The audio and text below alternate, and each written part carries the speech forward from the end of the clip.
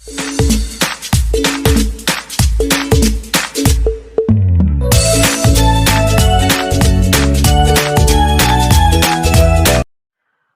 बच्चों कैसे हो आप लोग। आज हम लोग फिर से पढ़ने वाले हैं क्लास 10th की बायोलॉजी। और बायोलॉजी में चल क्या रहा था, तो लाइफ प्रोसेस का यह 5th पार्ट का वीडियो है।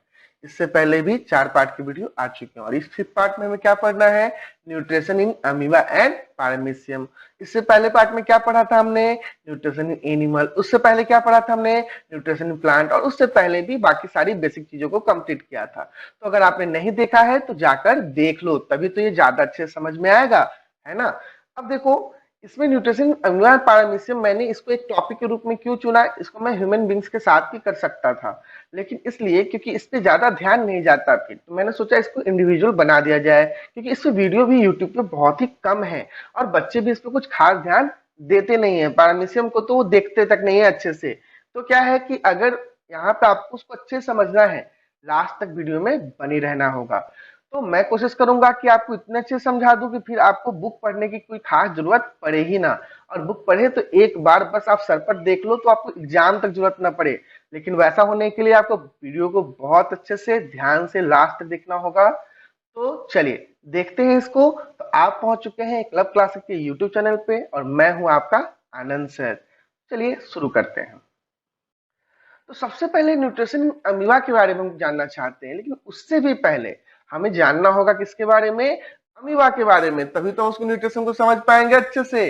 तो क्या है, अमीबा का शेप क्या होता है, इरेगुलर होता है। आप देख सकते हो मैंने यहाँ पे जो अमीबा दिया है आपको, वो लगातार अपना क्या कर रहा है, शेप चेंज कर रहा है। और यही शेप चेंज करके वो तो लोकोमोशन भी कर पाता है, फूड को भी खा पाता है, ये सारी चीजें उसमें होती है।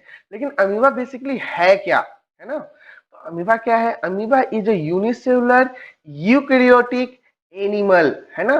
तो अमीबा पहले की बात क्या है, यूनिसेलुलर मतलब सिंगल सेल ऑर्गेनिज्म है, एक सेल का ऑर्गेनिज्म है ना। तो आप समझ सकते हो ये बहुत छोटा होगा, माइक्रोस्कोपिक होगा, है ना, माइक्रोस्कोपिक ही होता है। उसके बाद क्या है, ये यूकैरियोटिक है। यूकैरियोटिक मतलब वेल डिफाइंड न्यूक्लियर सेल्स के, इसमें न्यूक्लियोलस पाया जाता है, सारे मेम्ब्रेन बाउंडेड सेल ऑर्गेनेल्स होते हैं, है ना। तो वो सारी चीजें मतलब ये हाई डेवलप ऑर्गेनिज्म में से आता है। बाकी तो आपने 9th 8th में यूकैरियोटिक का पूरा पढ़ा ही है।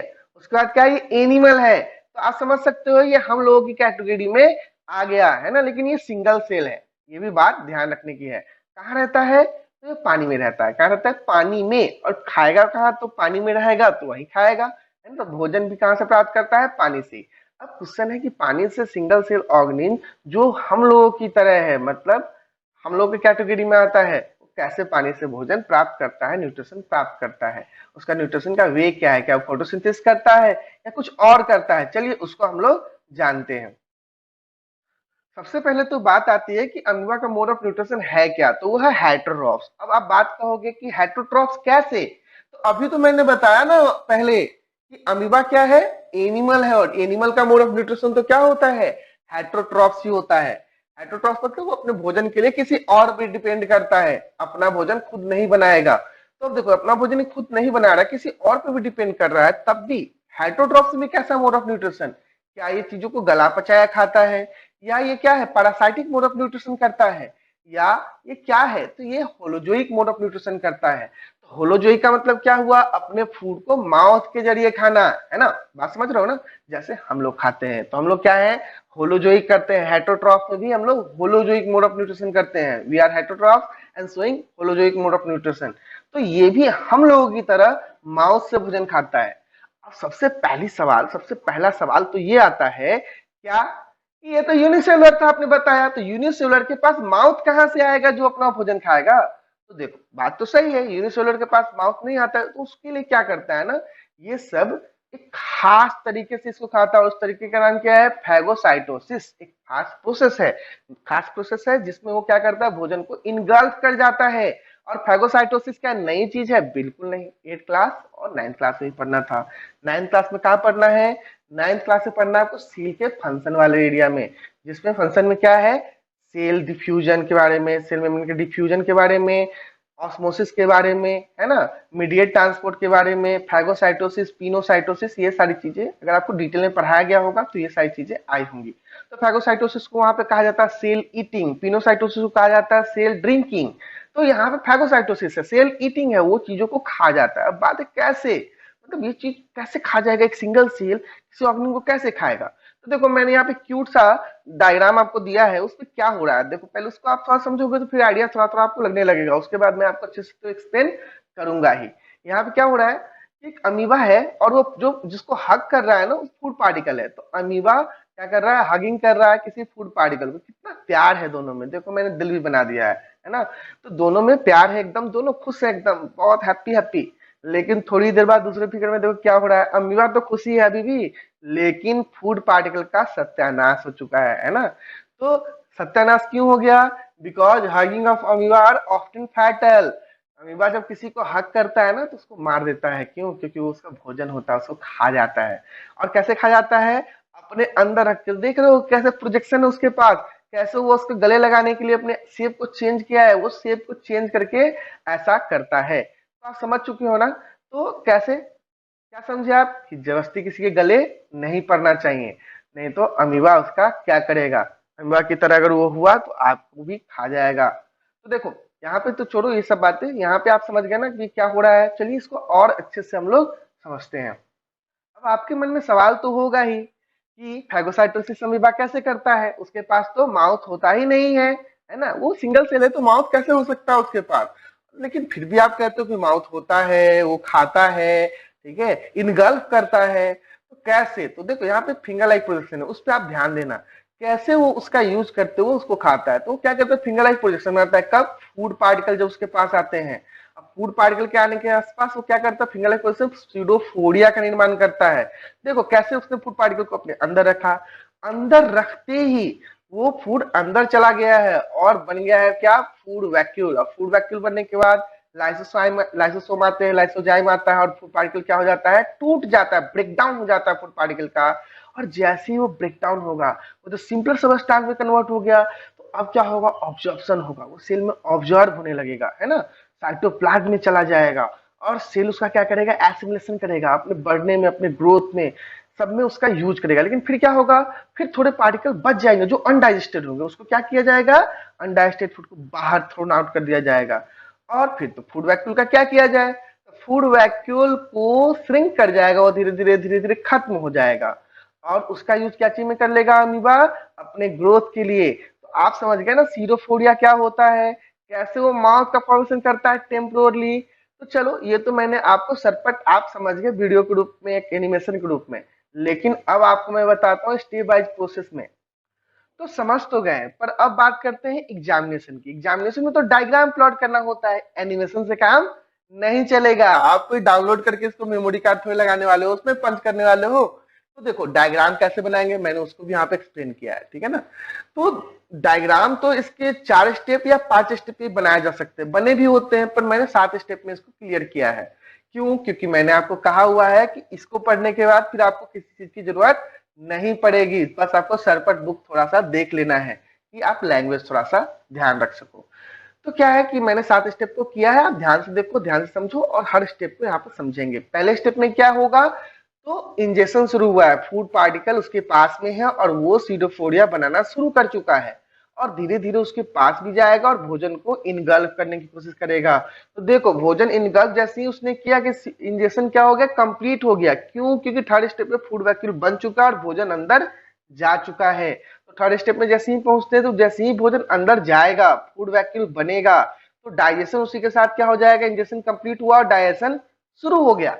डाइजेशन में क्या होगा, लाइसोसोम्स आएंगे, लाइसोसोम्स के अंदर क्या होगा, लाइसोजाइम्स होगा, बहुत सारे एंजाइम्स होंगे, और वो एंजाइम्स क्या करेंगे, फूड का सत्यानाश कर देंगे, मतलब फूड पार्टिकल को तोड़ने लगेंगे। तो फूड वैक्यूल अंदर चला गया चौथे स्टेप में अच्छे से, और उसका डाइजेशन भी शुरू हो चुका है, वो टूटेगा, टूट कर क्या हो जाएगा, अच्छे से डाइजेस्ट हो जाएगा। तो पांचवें स्टेप में देख सकते हो, जो कि फूड अच्छे से डाइजेस्ट हो चुका है, और वहीं पे क्या होगा, ऑब्जर्व होना शुरू हो जाएगा, साइटोप्लाज्म में चला जाएगा। तो पांचवा स्टेप क्या, ऑब्जॉर्प्शन है। मैंने वहां पे एसिमिलेशन लिख दिया है, आप उसको ऑब्जॉर्प्शन जान लो, है ना।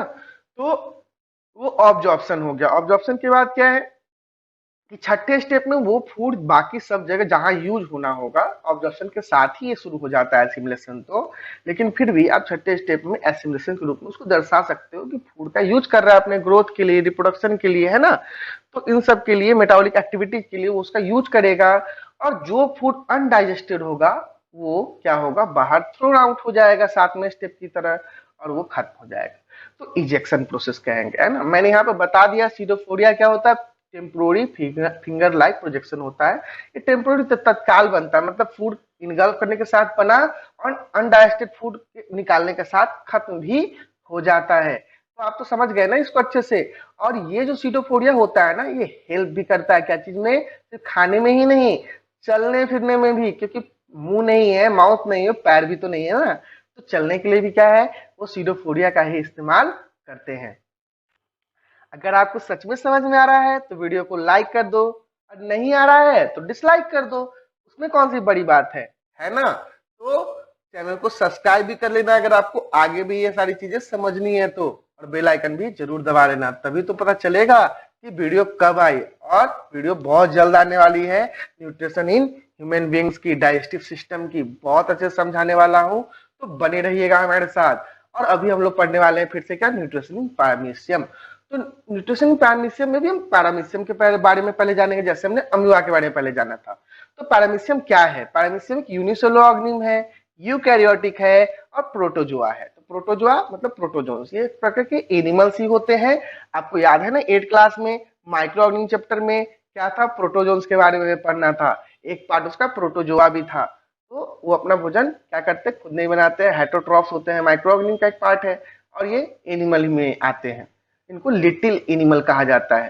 तो चलिए, यूनिसेलुलर, सिंगल सेल, इकोरियोटिक, जैसे अमीबा इकोरियोटिक था। तो बाकी सब कुछ तो क्या होता है, सेम ही होता है, पर इसमें क्या है ना, ये भी पानी में रहता है, और इसमें सबसे खास बात क्या होती है पता है आपको, कि इनमें सीलिया पाया जाता है। ये थोड़ा ज्यादा अच्छा वेल डिफाइंड है किससे, अमीबा से भी। तो इसमें सीलिया पाए जाते हैं, लाइक स्ट्रक्चर, जो क्या करते हैं, फूड को कैच करने में मदद करते हैं, मतलब पकड़ लेते हैं, समझो ना, इतने सारे हाथ, है ना। और वो क्या कर रहे हैं, रेसेदार है, बहुत बड़े नहीं है, रेसेदार है, और वो क्या कर रहे हैं, हेल्प कर रहे हैं इन कैचिंग फूड और स्वीपिंग फूड पार्टिकल्स।